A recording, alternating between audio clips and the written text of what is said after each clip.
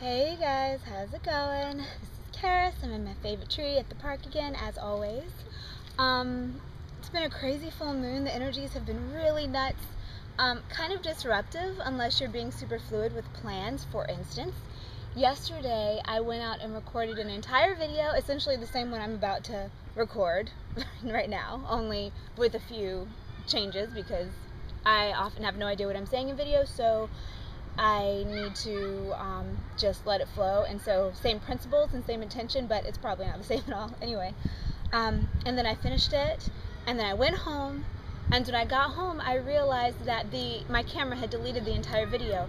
And now I know Mercury's retrograde, but in my experience what normally happens is that stuff is messed with in my life that is communications based, not necessarily electronics based. But all that changed yesterday.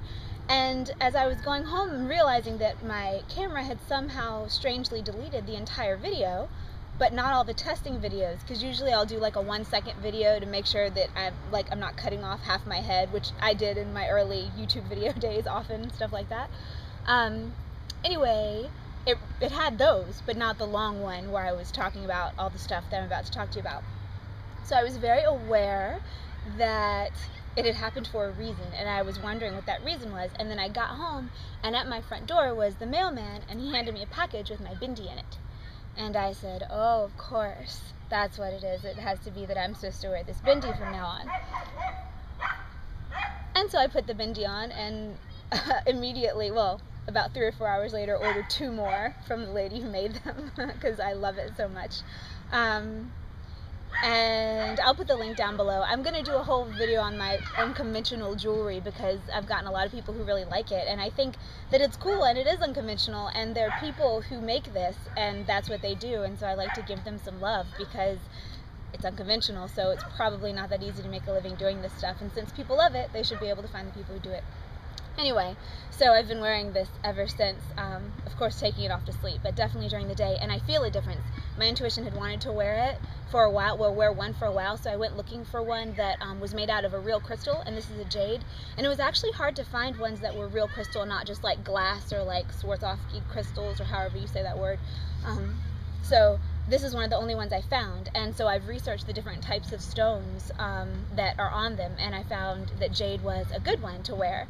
And since I put it on, my third eye has felt just calibrating. I'm very aware of it, and I don't exactly know what's going to happen, but it feels like I capped it in a good way, like a filter or something. I'm not sure if it's a filter going out or a filter coming in, but whatever it is, I like it, and my body had been asking me to do it for a while. Whenever I would even touch my forehead, I would feel like my forehead wanted something to be there. So now that it's there, I'm happy.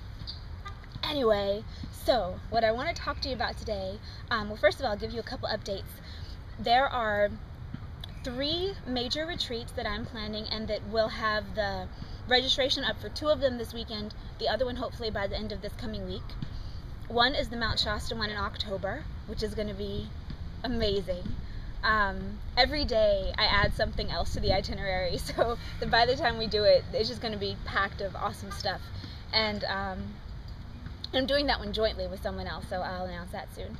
And then the second one is the Contact Wilderness retreat in the Rocky Mountains, and that one is going to be an ultralight camping retreat, so it's going to be very different. The one in Shasta and the ones that I will ordinarily do are going to like be in this big house and do all this gourmet food and massages and comfy beds and very plush. And then this camping one is going to be nature, no makeup, no bathrooms, total immersion in Gaia in her natural state. And so it's a very different environment, but I'm super excited about it. The numbers are really low. The one in Mount Shasta is going to have 13 people absolutely tops. The one in the Rocky Mountains is going to have 5 attendees tops, so it's really small.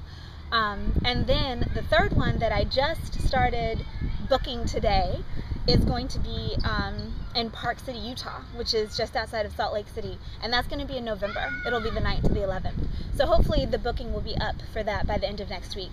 And I'm looking at other places. I'm looking at Chicago for the later this winter, like in 2013, maybe January, February. I'm kind of thinking about Costa Rica for a longer one than just a weekend, obviously.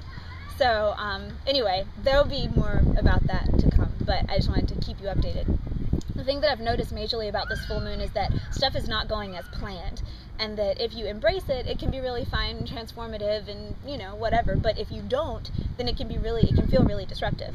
So just encouraging you guys to go with the flow. For instance, today I planned on being really productive, and I was kind of productive for a few hours this morning, lots of really amazing synchronicities. And then I went and got lunch at the Veggie Grill in El Segundo, California, which it wasn't raw, but was really delicious. They have really delicious food. And then I was food comed out for like 4 hours, and like was kind of on the couch in this sleepful, wakeful state. Couldn't move, couldn't do anything, and it was totally worth it. And I think I needed to kind of really ground like that. But on the other hand, I really like being full of energy and brightness the way I am when I'm all raw. So probably this weekend I'll do primarily a juice fast, because like it's totally worth it to eat cooked and heavy food sometimes, but the state I like to live in is the really sparky state that I get from raw and lots of juicing and smoothies and fruit, things like that. So anyway, I will eventually get to the point of this video, and I think I will do that right now. When I was first having interactions with my main ET guide, before he would, you know, give me entire paragraphs of dictation or show me really intricate visualizations of what he was trying to teach me on the energetic field and stuff like that, he would tell me a few things over and over and over. The first one was, remember who you are, remember who you are, remember who you are, every single day, remember who you are, all capitals, lowercase, underlined, circled, remember who you are. And I didn't know what he was talking about, so I was like, what are you trying to tell me? I hear you, but I have no idea. And it's funny because now that's something that often comes up in awakening material that is not mine, you know, it's other people's. And so that was really interesting. And then the second thing was, claim your birthright, claim your birthright, claim your birthright. And I was like, what the heck is my birthright? I don't know. But I want to claim it. It sounds great, but I don't know what it is. And so over the years since then, things have come more clear. Part of it is, of course, the Starseed, hybrid, galactic community type of thing. The other is what we're here doing on Gaia as Gaians, wherever our heritage is from. But I think the main thing to focus on right now for very many of us is how to claim our birthright as divine beings, and also how to allow ourselves to shine in our very specific, unique ways through following our instincts and intuition. And for everyone, that's different. People have different intuitive styles. And in the web course I'm developing on intuitive development, one of the main things that is the, like, I don't want to say dogma of the course, but it kind of is. It's like one of the foundation pillars of the course, is that there is no one way to know yourself, because there are as many ways as there are people. So taking pieces from traditions that speak to you, from practices that work for you, and then marrying them together. And that's a new paradigm kind of thing. The old paradigm was follow one tradition, don't go to any others. Even if something doesn't work for you, just accept it anyway and keep doing it. And that is not really what's working now. It's kind of outdated in my opinion. I know it still works for some guys, and that's great. You know, that's some of you love it, and that's fine, but it also doesn't work for everyone. So rather than trying to force people into these boxes, which has happened to me many times over the years, especially because I began spiritually awakening when I was very young in comparison to the people that I knew who were also awakening. So I got judged a lot, and people told me that I was immature and flighty and couldn't stick to something a lot, when in actuality I had gotten what I needed from that tradition, was tucking it away and moving on to another one that was really calling me. And through that, I kind of compiled my own form of intuition and spirituality, which really works for me. And I don't feel like I ran away from traditions when they got hard. In fact, the hard stuff was what I liked. It's when they got boring that I was then attracted synchronistically to something else. Rather, not, you know, looking for something else, but something else would just come on my radar and I would feel this pull toward it. So I would do it, still keeping stuff from the first tradition. So now I'm combining like 4 or 5 of them at least into what I do. Anyway, so if you think about the divine as a body, right, and we are all body cells in it, or because, you know, your cells have their own consciousness, and even intracellular or intercellular beings are in your body that have their own DNA that isn't your DNA. then we're all pieces of God. Or I think it's easier possibly to think about us as fingers. We're all a finger of God, right? And we all have a specific purpose. The pinky doesn't do the same thing as the thumb, doesn't do the same thing as this pinky or your toe. But we're also all part of the divine. And the reason that we're here at all is the divine wanted to expand. And as we, as creative beings and offshoots of the divine, realize our creative potential and realize it, make it real, you know, then it expands. And so the way that we access this is unique to each of us and is found through finding our divine spark, the thing that makes us glow, the thing that makes hours pass and we didn't even realize any time passed, and say, okay, I'll be there in a minute, when someone called us for dinner, and then 3 hours go by and you didn't even realize your dinner was getting cold because you're so into what you're doing. And that's unique for all of us, and it's often the thing that people compliment you on, and they tell you that this is really great and you have a gift for this, and don't you see that you should be doing this? And also the thing that you feel like you need to earn or deserve to be able to do, or you don't have the training for, or you don't have the willpower for, the dedication for, but it's what you really love.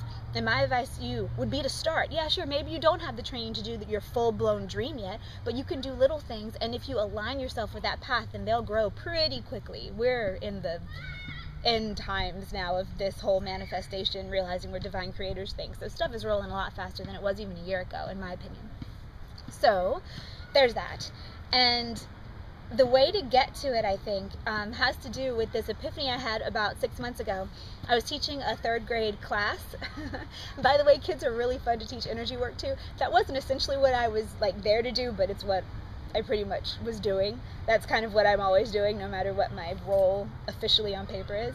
Anyway, we were looking at this book on nature and on animals, and one of the pages of the book was this beautiful picture of a weeping willow tree zoomed in really close to the tree, and there were monarch butterflies kind of docked into one of the long hanging weeping willow branches. So it was just a line of butterflies, and lots of them next to each other, and it was gorgeous. And the caption said that how on the west coast of the North American region, the butterflies, the monarchs, go up and down the coast every year as part of their migratory pattern. And from the time that they leave the north to the time that they get back, it can be 5 generations removed. So that's the great-great-grandchildren butterflies of the original butterflies that left are the ones who get back home. Now, I don't think that butterflies have mythology or GPS systems that are outside of themselves, or history lessons about how they're supposed to do what they're doing, or even training courses about what they're supposed to be doing or where they're supposed to be going. In my opinion, instincts in animals happen because they feel a heart call to do something and they just do it and realize they can do it as they're doing it because it feels so good. And if they don't follow it, then it hurts them, so they must. And when I thought about that and thought, you know, they're completely going on instinct and they can't help it, but it works out, I remember thinking to myself the same thought that I've had since I was a child, which is, well, we're of Gaia. Don't we have instincts as humans? It's not the same kind as, you know, migratory animals, birds and bugs and bees and things that fly south for the winter, but I don't know if bees fly south for the winter. I don't think they do, but you know what I mean. But we must have something like that, and I wonder what that feels like, and I wonder what it is, and I wonder where it takes us, because it's not the same for us as it is for our cousins in the animal kingdom. And what I think the case is that yes, our instincts do guide us, and we do have instincts, but they're unique, and they're more related to a unique divine purpose than they are to a purpose of an entire species, because we don't necessarily fly in those really intricate ways that birds do in the great flocks that you see, or swim in those ways that fish do and kind of get into the group mentality and all move together at the same exact moment. Or do we? And is the way that we do it by following our own divine spark and our divine intuition and our passion and the thing that makes us feel the best? I think that it kind of is, and I think that if we all do follow those things, even if it just starts in very little bits, then we will all of a sudden have created a heaven here on earth. So, those are my thoughts. Claim your birthright. Be awesome, because you all are, as we all are. And it's a fun ride. I mean, you know the difference as soon as you start to do it. You all of a sudden feel like you have more life than you did 5 minutes ago. And do it by following what your heart is asking you to do, and what your gut is asking you to do, and what people are encouraging you to do, people who really do have your best interests at heart and who are similarly inspired. So those are the ones to listen to. If people are giving you advice about something that they never ever do, they probably don't really know, unless they're intuitively guided and they just are kind of saying stuff that's coming directly to them from the divine, which does happen. But overall, I would say go with your role models and go with people who are already achieving these things that you want to achieve, and listen to what they say, and follow that, because they're living it and so they really know. So anyway, go in peace, have a great weekend. I'm going to go home and I'm going to get those links up, and hopefully I'll have them up by the time this video is done processing, and so I can link them down below. If not, then I will do it later this weekend because I've slacked off, but I will do my best. So love you guys, have a great weekend, go in peace, and I will talk to you soon.